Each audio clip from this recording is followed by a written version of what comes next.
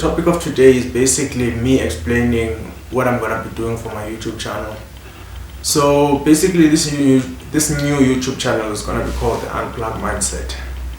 And in this new YouTube channel, I have decided that I am going to take a different approach into creating content.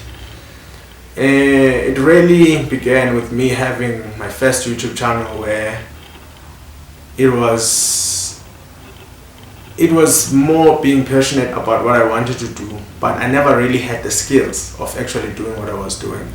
So I realized that this time around, I'm just gonna take out all the content that I already had and then create new content. Basically, I took time to learn how to edit, learn how to Photoshop, do all those kinds of things, because I realized that I was just creating content, but it was not the content that I wanted to create. No, it was the content that I wanted to create, but it was not the content that was clean. It was more kind of unprofessional, so I wanted this one to be more professional. So in this new YouTube channel, it's called Unplugged Mindset, and basically in this channel I'm going to be talking about self-help, business, psychedelics, and basically how to use psychedelics, why you should take psychedelics. And I take psychedelics, and I know some people might judge me and say, why do you take psychedelics? It's drugs. But for me, I don't see them as drugs. I see them as a way of making myself a better person, growing and becoming the best version of myself in that journey. So, and it has helped me a lot in terms of just understanding life, understanding the world, and understanding even the connections with people, the connections I've formed with people when I've taken psychedelics, and just talking to people, learning about their experiences. It has helped me quite a lot. So I will be talking about psychedelics, and I will be talking about interviews with people, interviewing various individuals, people who have done things and people who have not done things, and ask them, why have you done this? How did you accomplish this? I think it's going to be a trending topic on my YouTube channel. And I just want to understand this idea of how can one person be more productive and the other person can just slide off and not be as productive as the other. And how can one person be lazy and then one person be motivated? And also just ask myself questions about society and why is society structured the way it is, and how can we do better in society, and why has this society been the one that we have concocted, we have created. Because the way other societies that existed before this one, and there were, I mean, you look at feudalism, we were ruled by kings and queens, and then it changed, now we have presidents. I mean, I will be diving deep into that and just trying to understand the world at large, and also understanding social dynamics, understanding current events. For example, looking at what happened at the Oscar Awards between Will Smith and Chris Rock, where Will Smith was sitting down and he walked on stage and slapped Chris Rock. What happened was Will Smith was just sitting down, and then Chris Rock was making fun of everyone. He was standing there making fun of everyone, and then all of a sudden he said a G.I. Jane joke that I can't wait to see Jada Pinkett Smith on G.I. Jane Part 2. And then Will Smith got angry and went up there and slapped Chris Rock. And why did he do it? He felt like he was protecting his wife's honor. But in my opinion, I think he was out of line. You cannot touch someone else. Like you don't have a right to touch anyone unless if they threaten your existence and they threaten your life. Because where do you draw the line? What if somebody else decides to shoot someone else? What if someone else decides to take a gun, not a gun, stab someone else? So where do we draw the line in that? And also, it's not like he disrespected him. It's not like he said something that was, how can I put this? American says corny. How can you say something corny or say something that is like, it was just a mild joke. It was like a fist pump, like it was just a joke, and all of a sudden he got angry. I don't think he really got angry. I think he he's been getting a lot of backlash from social media with the entanglement issue with August Alsina and his wife. So I think he felt like he was not a man. And also he said something about, in his book also, they said that he felt like he was a coward. So he felt like he was not man enough. So he wanted to prove a point to the world. But it so happened that Chris Rock was the one he had to make a point on. And as a result of that, it looked like a bitch slap, and no one really respects him for doing that. And he didn't even really apologize afterwards. He just said something about he's trying to protect his family and the people he loves, and that the devil can come at you when you're on top of the world, which is kind of BS, because like, what were you saying? Like, you didn't address what you did. It's just slapping someone. And I know some people will ask, what would have Chris Rock done in that situation? First of all, I'm not Chris Rock, you guys are not Chris Rock, so you can't say what would have Chris Rock done. But if we were to look at it, I think he would have like made it a scramble, just held him and, you know, make it a scramble. I think for me it would have been a better way of dealing with it, just a scramble. If you can't fight, just make it a scramble, just so people don't say we just watched. But I know that he was being professional, and and he stood there because he wanted to continue. But what was funny about it though, on my side, I have to say, was the fact that even though he got slapped in the face, he still continued and made a joke out of it. That's when I knew, I was like, this guy is such a professional. Chris Rock, shout out to Chris Rock for doing what he did. Respect.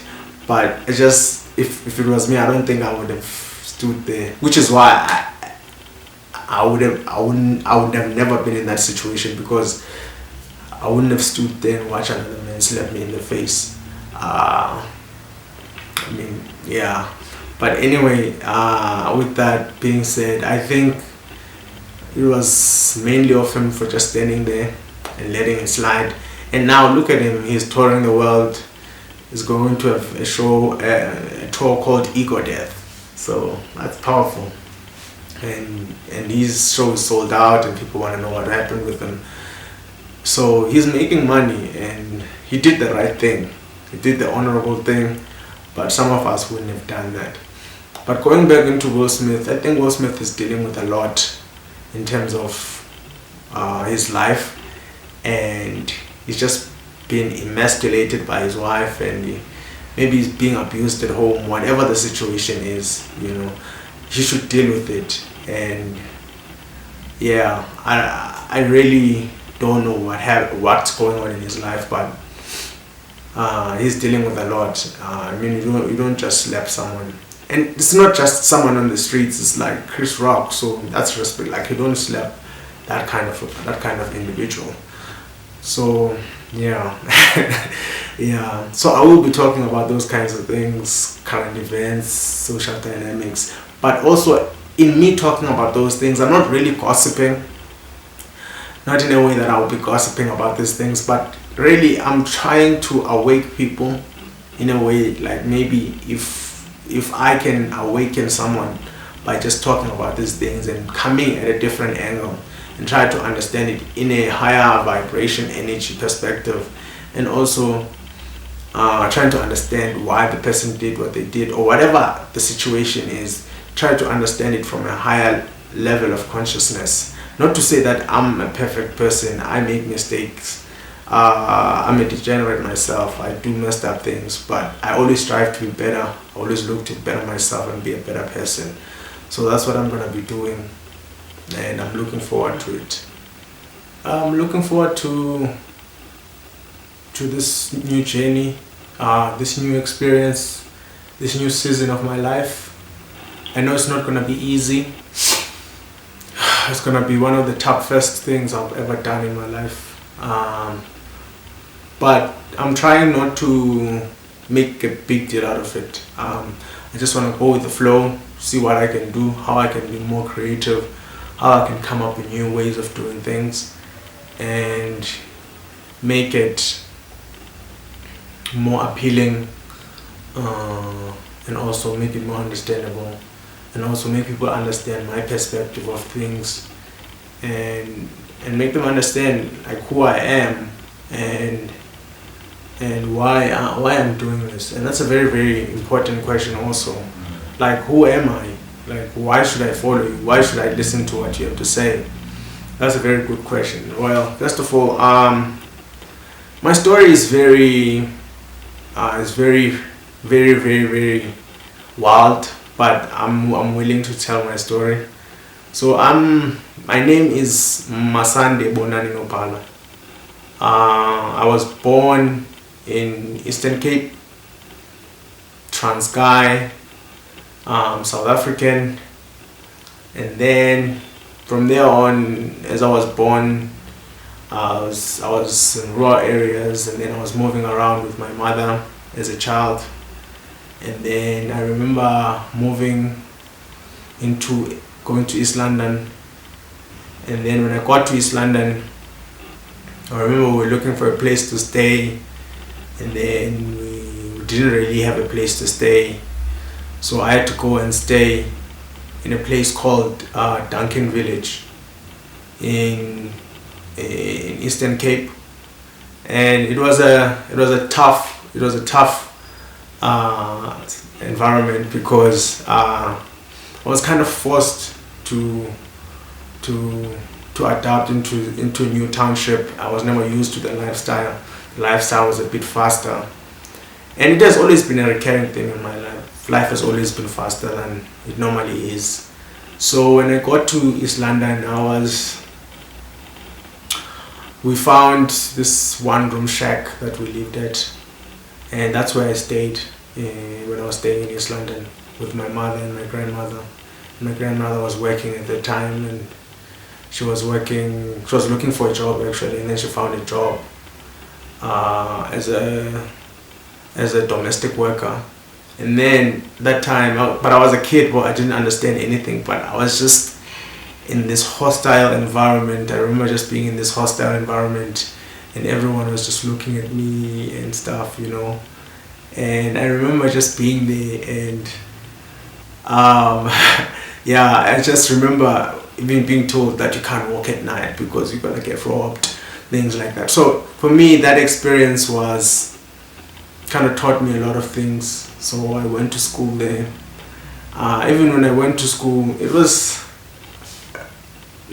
I didn't go to the best schools in the world, because even when I went there, it was like this public school where everyone was just like, just doing their own thing, and I really enjoyed, because I made new friends. But just me being there was a little bit unusual. It was unusual, and it was a new experience for me. And then from there on, I moved on. No, my mother moved to Johannesburg, and then she found a job in Johannesburg. And then I just stayed in the Eastern Cape, and I just remember just growing up there, running around, loving to play. I used to play a lot, just play around, hurt myself, and all those things. And just remember being involved in a lot of even like fights and scrambles. It was a lot. But it's a journey that I had to go through. And then I came to Johannesburg once in 2006, and when I came to Johannesburg, that's when things kind of a little bit changed, because I got to see a new perspective. I came to visit my mother, and then I just remember it just opened my eyes into this new world that I've always seen it, but I was never a part of it, and all of a sudden I'm part of this new world where everything was just amazing. Just walking outside was amazing, just observing everything around me was amazing. And yeah, I as I was growing, just experiencing everything around me, I realized that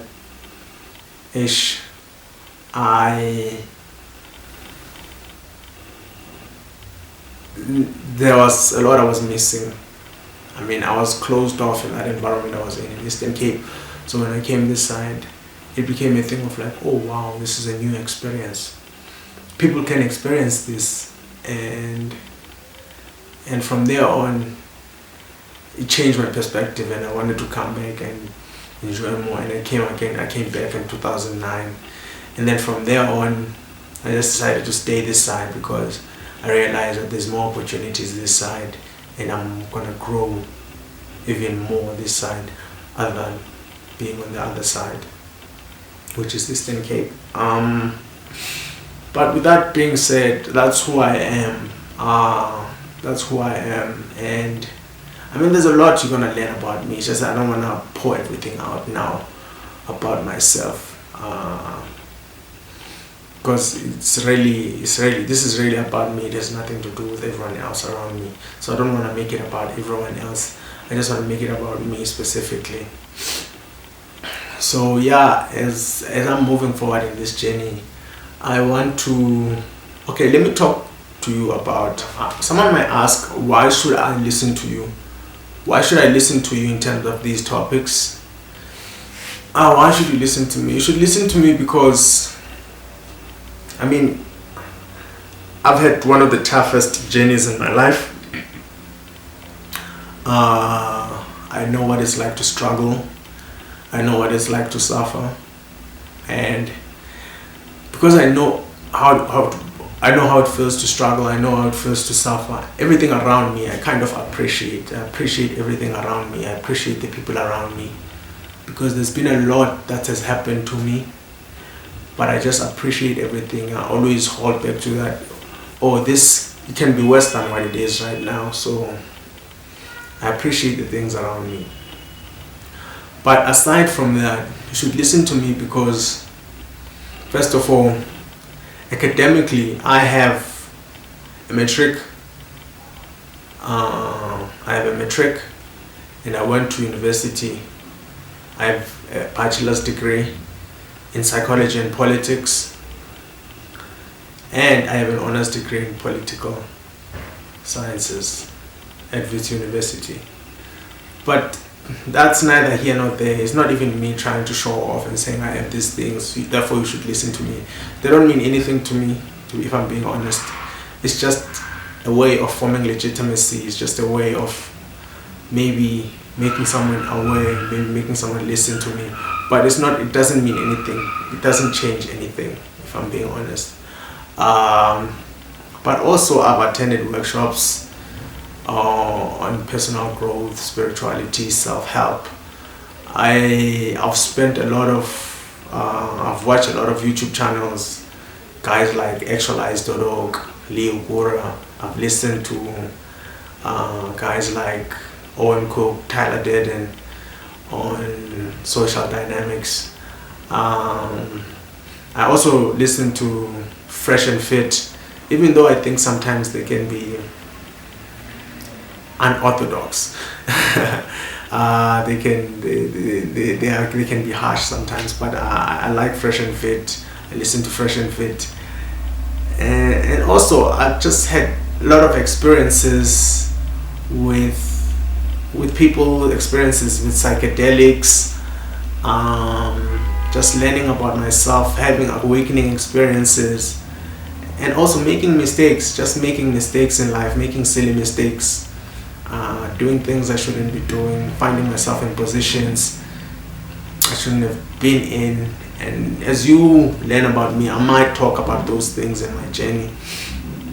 So going back into the people I've learned from a lot of people. I mean, Patrick Bet-David is one of one of the people I listen to. Guys like Rollo Tomasi. And also I'll be questioning these ideologies that are coming out there, like MGTOW, red pill, blue pill, purple pill, white pill.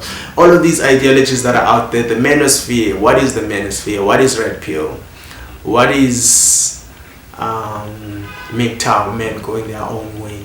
I want to understand these topics. And I'm going to be delving deeper into them and understanding them with you. And I want to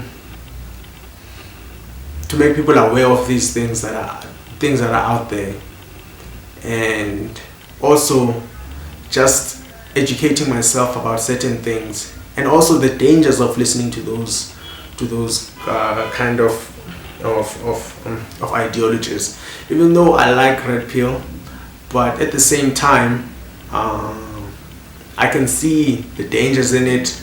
I can see why it can be dark at times, because there are a lot of ideas in red pill that I like the idea that men and women are different. So therefore, there's certain things that men can do and there's certain things women can't do. And then, but now it gets a bit tricky when now people become possessive and all of that, and it just gets deeper and deeper, and when you start unpacking it, it becomes deeper and deeper. But me, in my angle, in my YouTube channel, I want to also merge all those topics with like understanding yourself, understanding spirituality, and also talking to people about these topics, and are they aware of these topics that are out there, and also talking to people and trying to understand why are they calling one person a simp and then calling another person is admired and respected. Or what is a simp? What is an alpha? What is a sigma? All of these topics that I'm geeking about, I want to understand these topics, and I want to talk about these topics and just understand it deeper, and just understand why certain things work the way they do and why certain things don't work the way they do, and why some topics might seem more appealing in face value, but as you listen to them, they change you. As you listen to them, they change you. They make you a monster, or become this vicious monster that you don't want to be. But also because they can be dangerous. But also they can awake you. They can make you a better person. You can realize certain things, certain truths about men and women in human nature. So I want to understand the social dynamics between people. And diving deep into one of the guys that I respect the most is Leo Kura on Actualize.org. I respect him because he talks about a lot of things, but the way he unpacks topics is, one day I wanna be like him, and just the way he understands topics. I mean, and it's beyond this idea of having a based conversation. He's more about, if we're talking about spiral dynamics, I don't know if you know about spiral dynamics. Spiral dynamics is basically this idea that there are levels of consciousness. It's not Maslow's hierarchy of needs, but it's within that category. But basically, there's stage level red, where you find that there's criminals, people who just do degenerate things, go around doing hateful things to other people. And then there's stage level blue, where now when you're on blue, you're basically people who go to church, people who talk about religion, people who go to the mosque and pray, anything that is religious, anything that is having to believe in something bigger than yourself. And bear in mind that spiral dynamics doesn't necessarily mean that the one is better than the other, or red is better than blue, or blue is better than red. And then you moved from that blue, you move into orange. This is where you care about your career. You care about making money, that's all you care about. And nothing else makes any sense other than making money. And the best example of stage orange is someone like Grant Cardone. All Grant Cardone talks about is money, and I respect that, and I one day want to be like him. And then after stage orange, you meet stage green. These are people who are meditating, and they're like, who I've discovered the world, and I think life is like this, and I've discovered it. Those are the people who are on stage green, and they meditate, they dress in a certain way, and I've been there. I understand that. And I think life is peaceful and it's all good, and we should all love each other. We should all love each other, and we should all take psychedelics and take